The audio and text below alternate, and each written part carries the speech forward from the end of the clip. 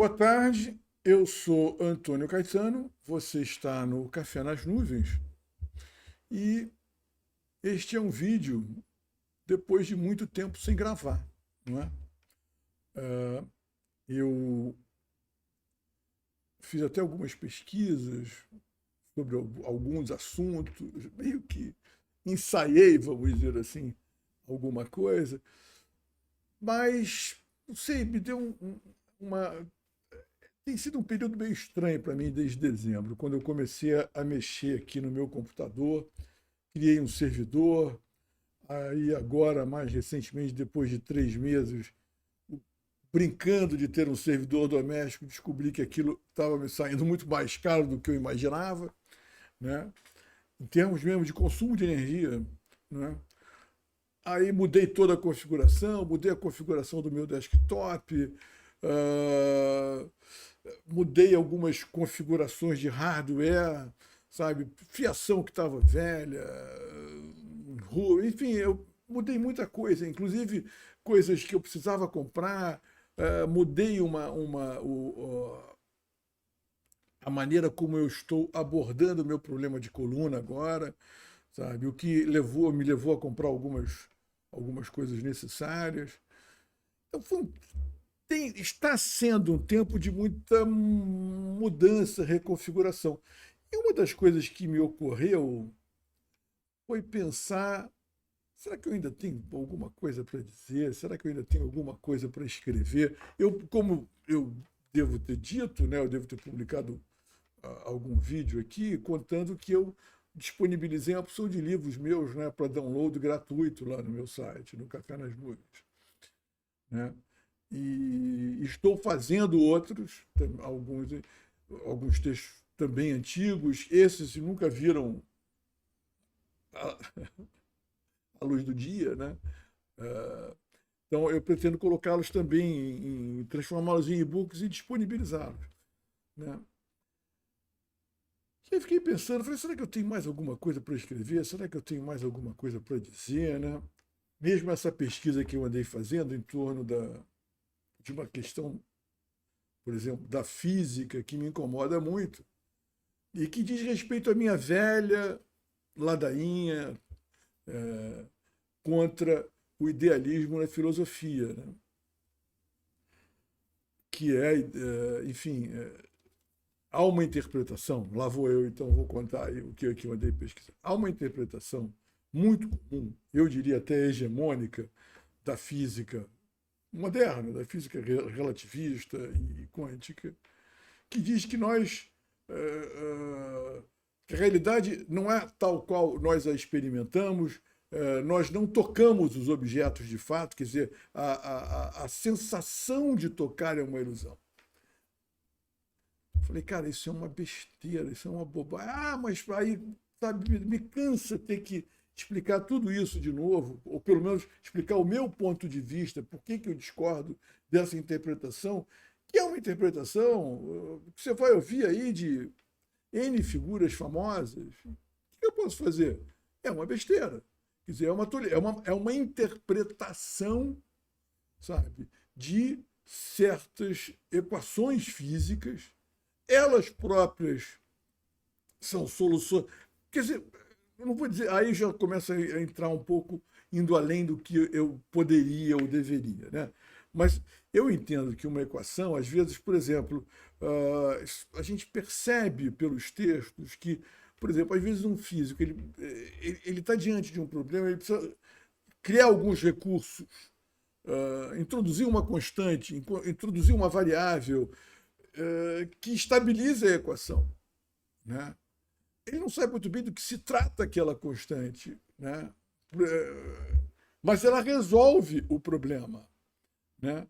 E na medida em que depois você vai aferir, né, experimentar na prática, tentar de algum modo, né, conferir aquela equação, e ela se revela, vamos dizer assim, experimentalmente verdadeira, né, você tem que admitir que aquela solução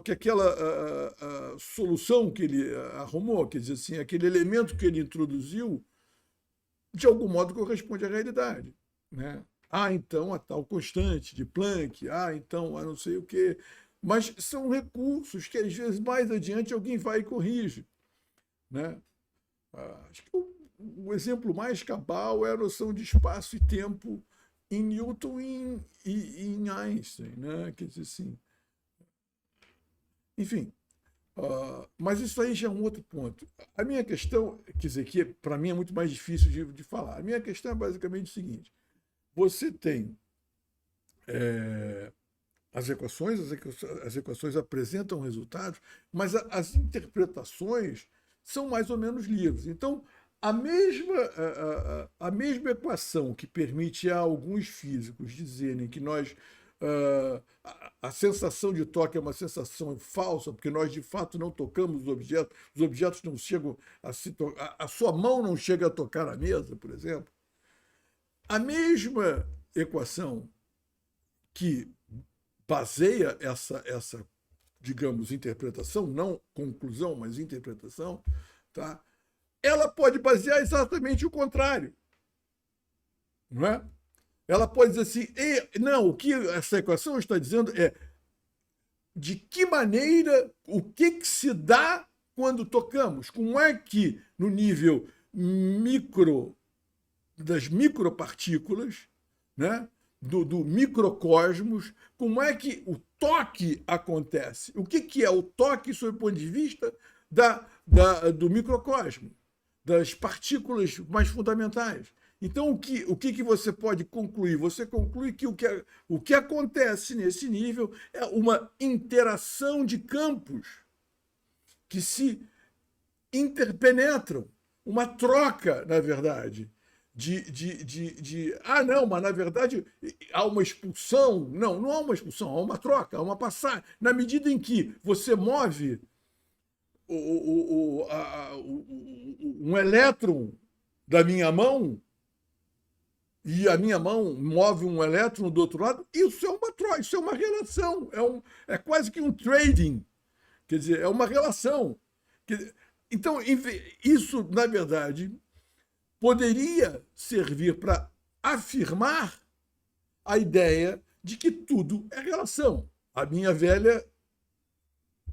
O meu velho mote de que não existe coisa em si, de fato. A ideia de uma coisa em si, ela é um falso problema, porque não há coisas em si. As coisas estão em relação o tempo todo. A coisa em si é uma coisa morta. Mas aí eu já disse isso quantas vezes, entende? E lá vou eu brigar com porque o grande físico, não sei o que lá, o fulano de tal brasileiro que foi premiado.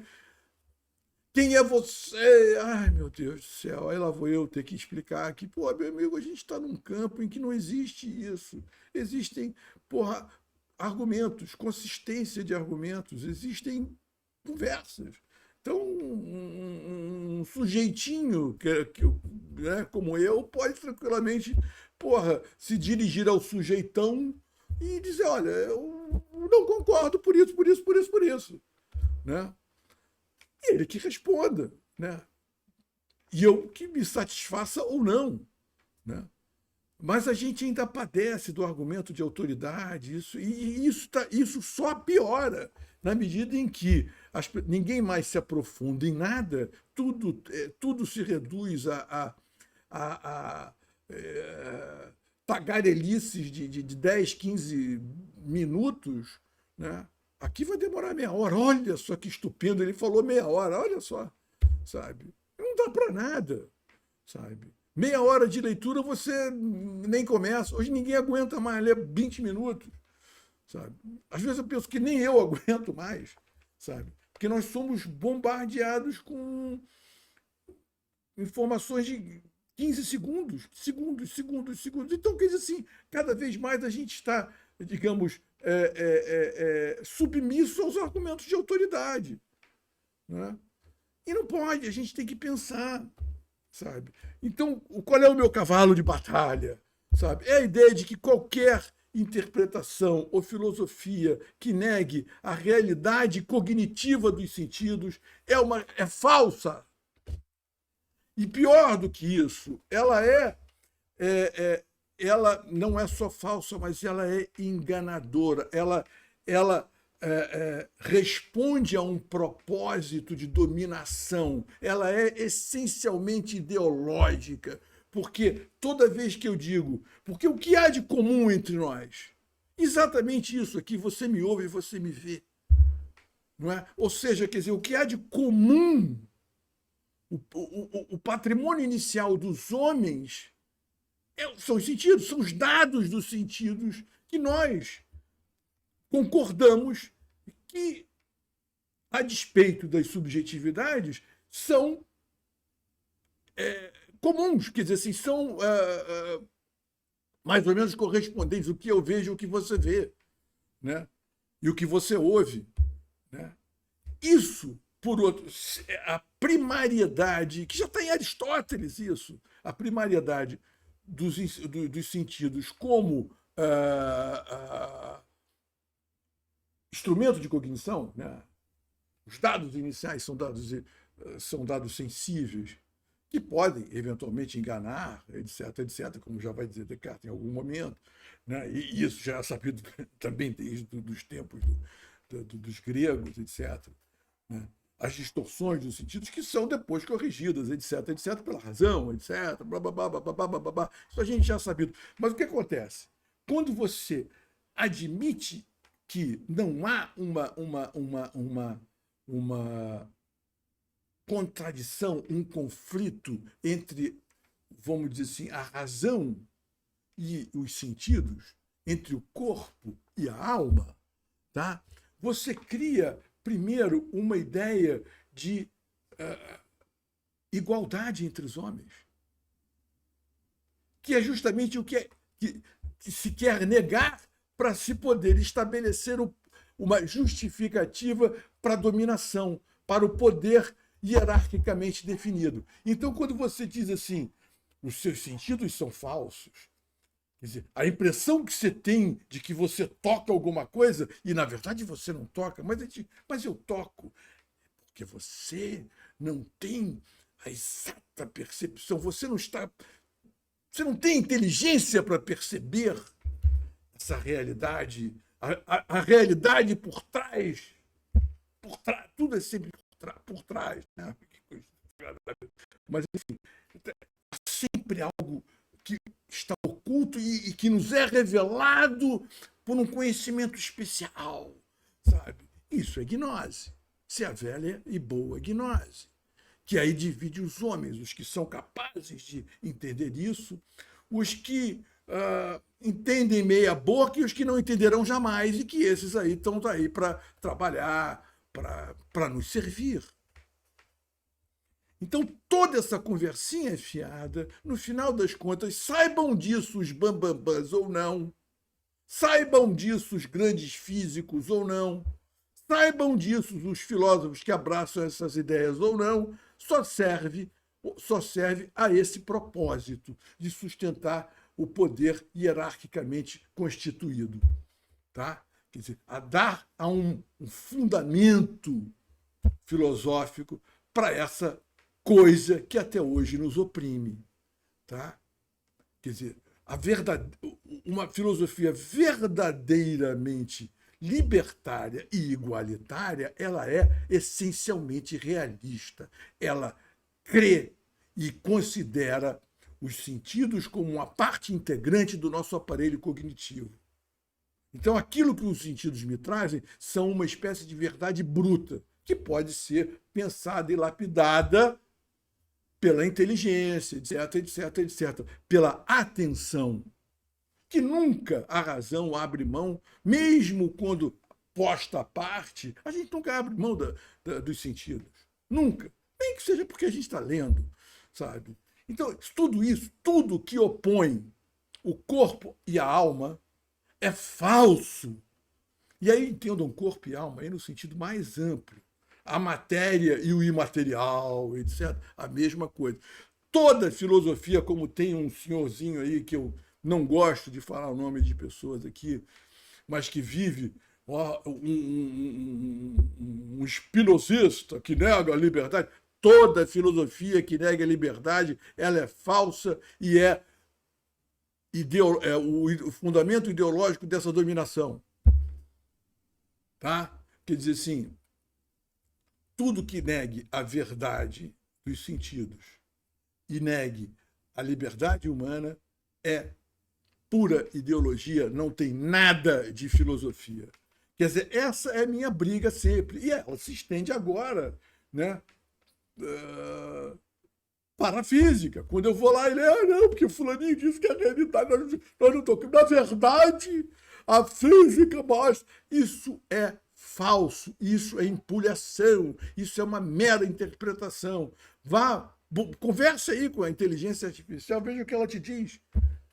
Ainda que exista quem participe dessa interpretação, mas não a creia nela, porque ela é contra você. Sabe? Mas aí, porra, me dá uma canseira de ficar repetindo isso. E essa minha veemência também me cansa, às vezes, um pouco, sabe? E o mesmo fato, assim, de, sei lá, eu não me importo muito de ter mais ou menos leitores, ouvintes, ou o que seja, sabe?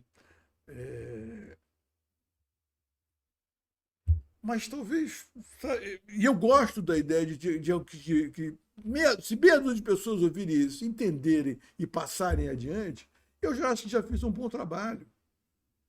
Porque, quer dizer, assim, na verdade, quando você diz coisas que vão contra o senso comum, não é contra o senso comum, esse aqui é o problema, contra a ideia hegemônica, é diferente. O senso comum é legal.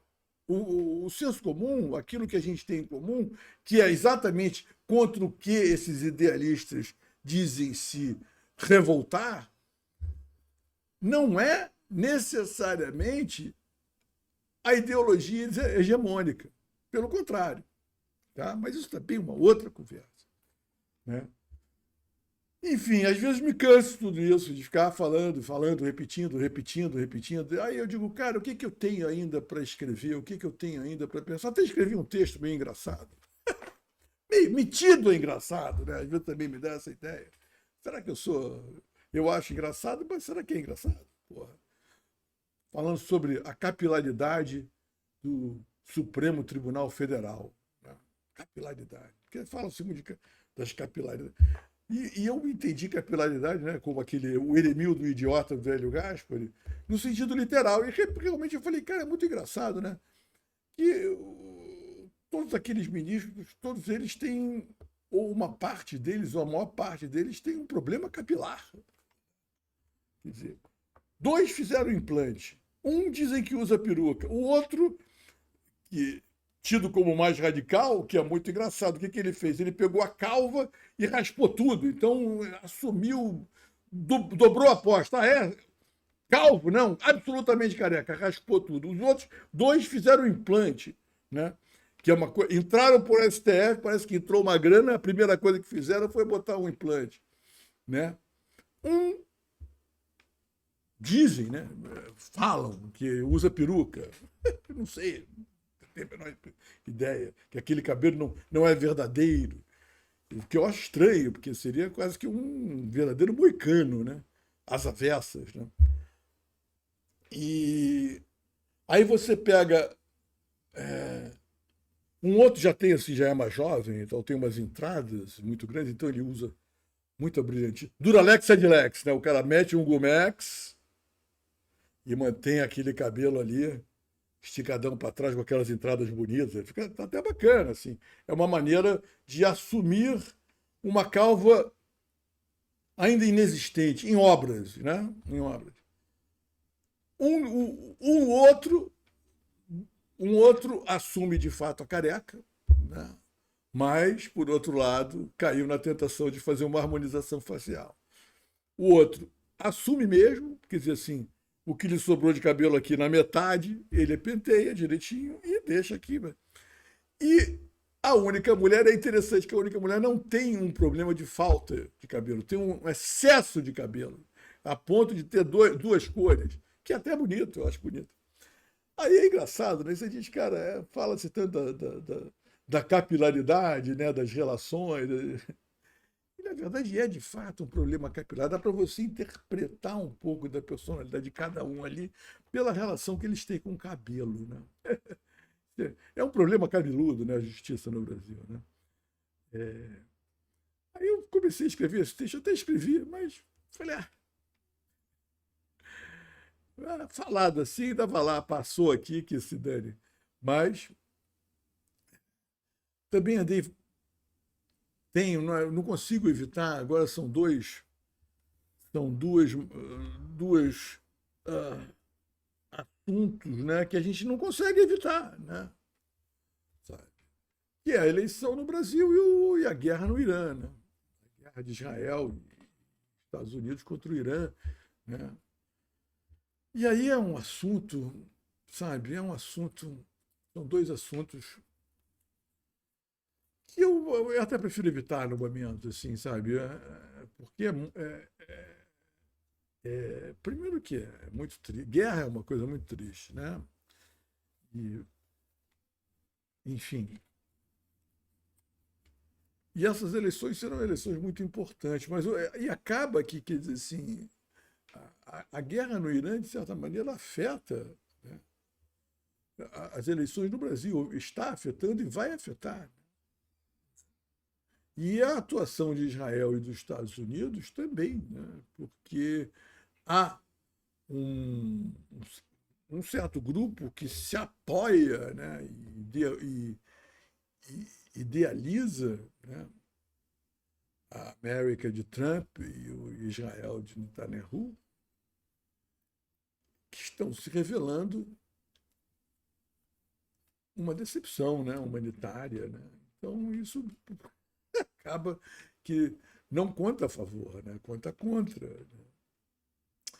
Mas, enfim, cansei um pouco, não quero ficar mudando de assunto, pulando de assunto. Eu precisava mesmo era gravar alguma coisa, porque eu já estava até com medo de não conseguir mais. Andei tentando aqui, sabe, uns dias, mas não chegava nem perto. Hoje até comecei, mas errei a opção de começos, até meio que engrenar aqui agora.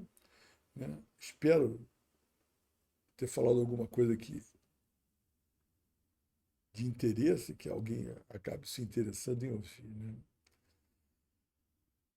Essa coisa do que fazer agora, com essas nesse novo tempo, né, um tempo em que eu estou cuidando, tentando cuidar melhor, entender, não é nem cuidar, é entender melhor o meu corpo, a partir da minha limitação, né, a partir dos meus problemas na coluna lombar. Eu estou tentando entender meu próprio corpo e entender a minha própria história. Né? Essa coisa que eu falo tanto de corpo e alma, integrando melhor o meu corpo e a minha alma, né? Constituindo o que poderia ser um corpalma, né? Como eu gosto de chamar, né? Me humanizando.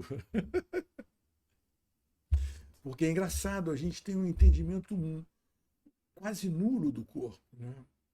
Eu percebo isso hoje, à medida em que eu vou descobrindo coisas, e coisas que eu quero dizer são coisas reais mesmo. Eu hoje, por conta desses exercícios, eu consigo acessar musculaturas, relaxar, direcionar a atenção e a respiração para pontos específicos do corpo, que me surpreende essa capacidade. Eu nunca imaginei que a gente tivesse essas capacidades. Né? Então, assim, é muito engraçado o quanto eu próprio ignorava o meu corpo, o quanto o meu corpo é, para mim, um grande estranho. Né? Uma vez eu escrevi um texto, chama Anatomia, não sei o que, de anatomia fantástica. Anatomia fantástica, né?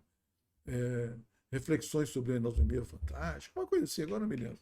Mas é bonito, um poeminha bonito, meio borgiano, sabe? Muito bonito. Em que, na verdade, toda a ideia gira em torno disso, né? A ideia do poema. Do nosso, do quanto o corpo nos é estranho, né? A gente e o quanto é, digamos, toda essa liberdade que a gente pretende conquistar e que passa por uma espécie de uma forma de autossuficiência, né? Implica nesse conhecimento do corpo, né? Toda a disciplina necessária. Disciplina e liberdade, dizia o nosso Renato Russo, né? Coisa que ele aprendeu em A, se não me engano. Mas tudo isso passa por uma relação de intimidade com o corpo, né? E é isso que eu estou, sabe, tentando trabalhar agora, porque também tem isso, né? Eu digo, puta, filho, eu já vou agora, esse ano, daqui a um mês eu faço 68 anos, né? Machado morreu com 69, né? Eu vejo que 70 anos, né? Os 70 anos são. É como se fosse um obstáculo que você salta na pista, entendeu? Tem gente que não consegue pular esse obstáculo.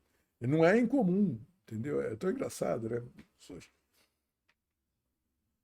ou não chegam aos 70, ou não passam dos 70, mas se passam, aí vão até quase aos 80, entendeu? Mas é muito engraçado, acho que tem uma coisa assim. Aí, mas aí, de qualquer maneira, quer dizer, você vai chegando numa idade que você começa a dizer assim, quanto tempo ainda me resta, né? Quer dizer assim, e quanto tempo de mobilidade ainda, eu com esses problemas de coluna, né? Quanto de mobilidade ainda tem? Quanto de lucidez ainda tem? Né? E quanto tempo, de um modo geral, ainda tem? Né? O que ainda é possível fazer? Ou, não é nem o possível, mas o que é importante agora fazer? Né? Na Índia dizem que havia, não sei se ainda há, uma prática comum depois que o cara, enfim, cumpria todos os seus deveres de Estado como pai de família, profissional e tal, né? Os filhos já estão criados. Era o sujeito, ele sai numa peregrinação meio monástica, quase como um mendigo pela Índia, entendeu? Para em busca de si mesmo, etc, etc. Né? Então esse auto, eu acho que é o grande momento, esse não vou nem dizer terço final da vida, porque implica aí chegar aos 90, mas vamos chamar de terço final da vida, né? O último terço. Né? E eu acho que esse último terço implica em. Porque já não tem muito mais nada para frente, não tem muito mais nada para trás, só tem para dentro, entende? Então é o grande momento de você mergulhar e buscar esse. Não é um conhecimento de si no sentido psicanalítico, mas é essa integração final de você com você mesmo, entendeu? Que na verdade, não é um conhecimento a mais que você adquire, mas uma espécie de esvaziamento final de si mesmo, né? Quer dizer, nessa relação de sujeito e objeto, que é a relação clássica do conhecimento, onde o objeto, você se sujeita ao objeto. O objeto é aquilo que está à frente, à sua frente, e você é o sujeito na medida em que você absorve aquele objeto. Né?